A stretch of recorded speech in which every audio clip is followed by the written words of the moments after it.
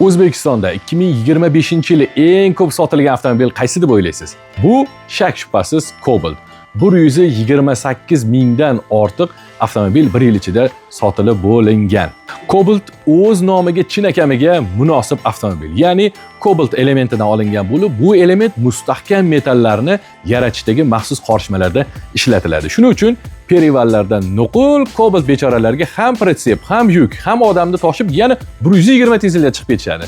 Yana bir qiziq ma'lumot, hozirgi kunda Cobalt avtomobili dunyo bo'yicha faqatgina O'zbekistonda ishlab chiqarilyapti. Ya'ni 2004-yildan 2010-yilgacha Amerika versiyasi Amerikada ishlab chiqarilgan, 2011-yildan 2019-yilgacha esa Braziliyada aynan hozir bizning O'zbekistonda ishlab chiqarilgan modellari ishlab chiqarishda davom etgan va hozirgi kunda kelib yagona O'zbekistonda ishlab chiqarilmoqda.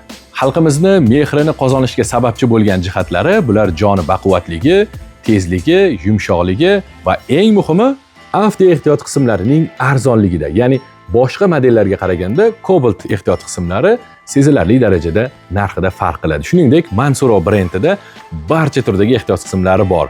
Granatalar, kolodkalar, oporniy disklar, amortizatorlar, xullas Cobaltga taalluqli nimaiki ehtiyot qismlar kerak bo'lsa, bemalol Mansuro brendiga aloqaga chiqib xarid qilishingiz mumkin. Mansuro sizga doim eng yaxshilarini ilinadi.